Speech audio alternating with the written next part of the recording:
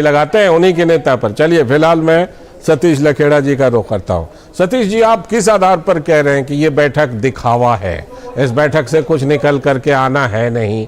उन्होंने भाई एक समिति बनाई है, कोऑर्डिनेशन कमेटी, उसकी बैठक कर रहे हैं, तो आपको क्यों लगता है कि कुछ निकल कर नहीं आएगा, सिर्फ दिखावा है? लालचंद जी, अभी पार्टी ने कार्यालय में थोड़ी देर पहले प्रेस की और जिसमें आज की समन्वय समिति को एंटी हिंदू कोऑर्डिनेशन कमेटी कहा और इसका कहने का एक पुख्ता आधार है। जब से 26 दल इकट्ठे हुए हैं जी, पटना बैठक के बाद वहां के शिक्षा मंत्री चंद्रशेखर का बयान, स्वामी प्रसाद मौर्य का बयान जिसमें रामचरितमानस को लेकर के बहुत सारी टिप्पणियां की गई हैं, इन टिप्पणियों पे 26 के 26 दलों में कहीं से कोई विरोध नहीं हुआ। उल्टा स्वामी प्रसाद मौर्य का कद बढ़ा के उनको राष्ट्रीय महासचिव बना दिया गया जी। इसके बाद जब इनकी मुंबई बैठक हुई, मुंबई बैठक में ममता बनर्जी ने टीका लगाने से मना किया स्वागत में, मगर कुछ दिनों बाद असली स्वरूप आया।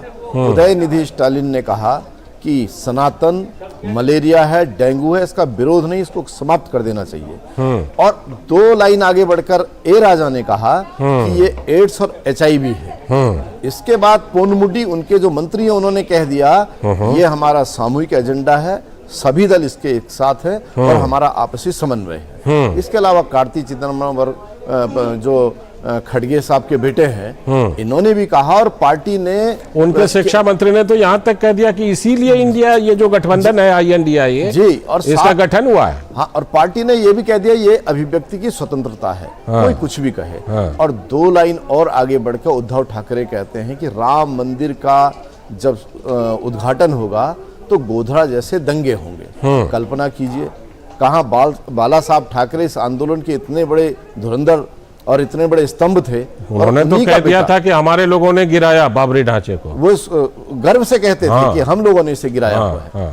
इसलिए इस मुद्दे पर एक है। और आपसी अंतर विरोध भी देखिए कि अभी भूपेंद्र सिंह हुड्डा जी ने पत्रकार वार्ता की और कहा कि हरियाणा की 10 के 10 लोकसभा सीट पे हम लड़ेंगे। ममता बनर्जी नहीं आ रही हैं, उनके भतीजे नहीं आ रहे हैं, ललन सिंह आ रहे थे, उन्होंने भी अस्वस्थता का कारण आज दे दिया है। CPM का डेलीगेशन नहीं है, ए राजा जरूर है। इसलिए जो तीसरी बैठक है ये और जहरीली होकर निकलेगी, इसका हमें इंतजार करना चाहिए, क्योंकि एंटी हिंदू एंटी सनातन जो एजेंडे पे सबके सब चल रहे हैं, कोई विकास की बात नहीं, कोई एक सामूहिक विपक्ष का जो एजेंडा होना चाहिए वो कहीं दूर दूर तक नहीं दिखाई। ठीक है, इसका जवाब अगर विपक्ष की तरफ से कोई जोड़ते हैं तो जरूर वो देंगे, लेकिन मैं विनोद जी के